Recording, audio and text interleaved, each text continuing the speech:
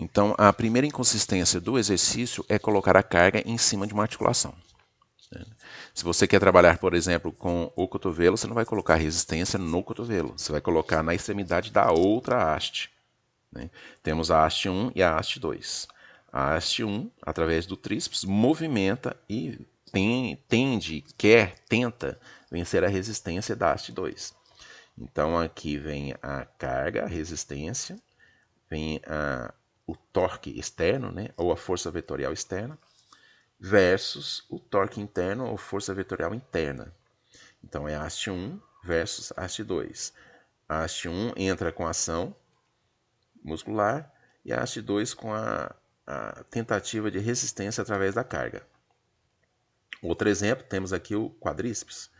Se você quer trabalhar o quadríceps, a haste 1, o quadríceps como força motiva, o torque interno, ação vetorial interna, através da articulação dos joelhos, tende ou tenta vencer a carga que se encontra na extremidade da haste 2, da alavanca 2. Então aqui temos ação vetorial externa, torque externo, versus ação vetorial interna, torque interno.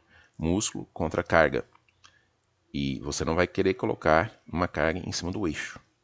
Não vai ser sentido.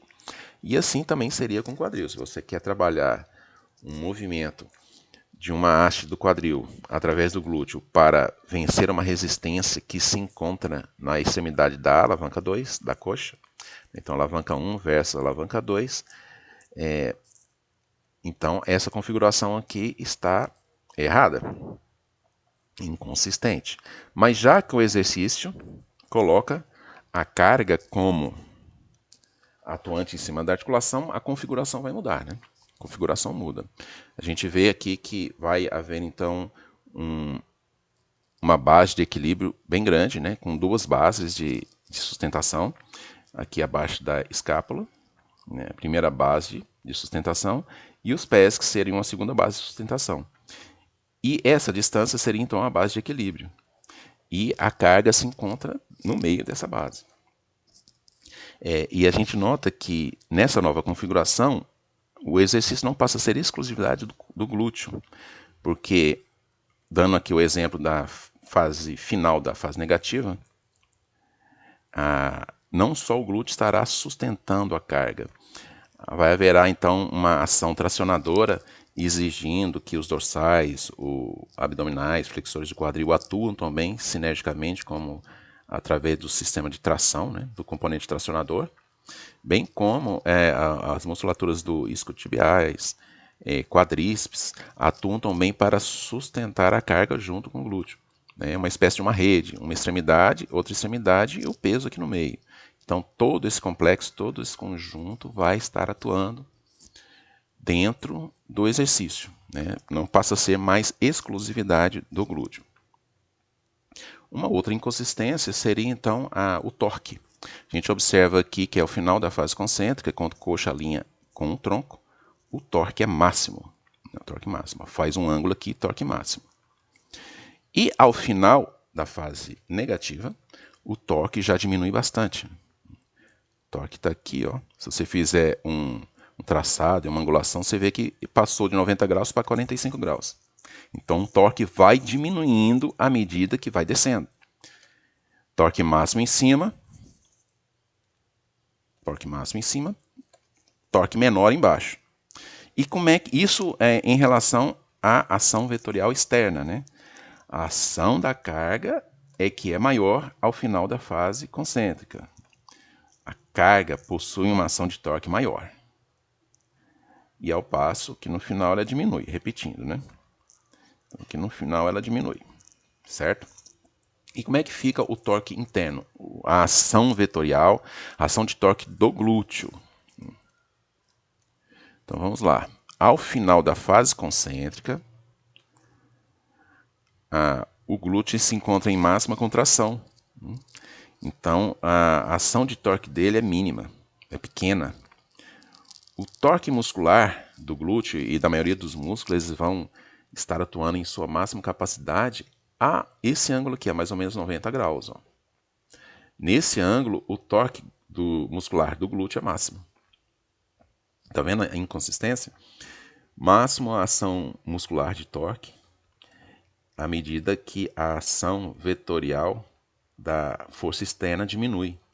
Então, torque máximo do músculo contra torque mínimo, né? Não, se torna incongruente, né? Então, repetindo aqui, ao final da fase positiva, a ação de torque da força resistiva é máxima, contra a ação de torque da força motiva do glúteo, que é mínima. Então, a distribuição de torque aqui é ruim.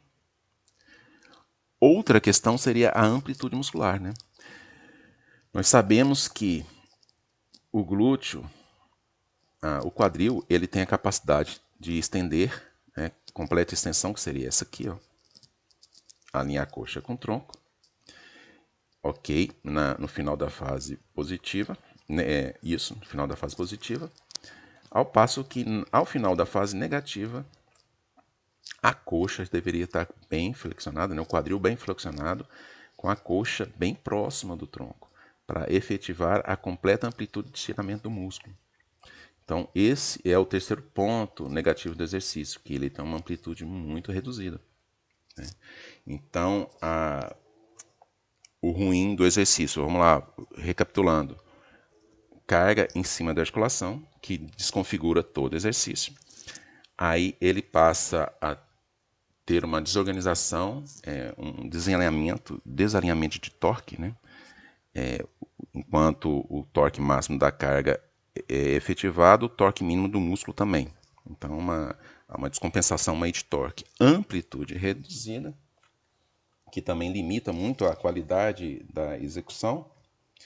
E lembrando, né, que em função dessa distância que foi adotada, né, para essa nova configuração aqui, ó, a distância entre ombro e perna, as duas bases de apoio, essa base de equilíbrio do corpo, ela limita a amplitude, ela não deixa a coxa nunca vai chegar aqui, ó.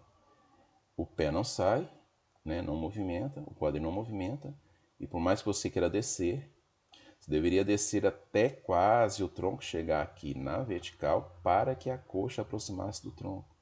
Então, essa distância não permite que isso ocorra. Então, o exercício ele é bastante limitado e possui bastantes inconsequências e incoerências, né? Então, muito reduzida a amplitude, torque mal distribuído e a carga em uma localização muito ruim, né? Porque você não quer estender o quadril com a carga em cima da articulação do próprio. Então, esse exercício aqui, ele não passa no crivo da musculação mecanicista. É muito problema, é muito defeito, é muita coisa que atrapalha. Ele não é efetivo. Ele é muito mais famoso do que realmente efetivo.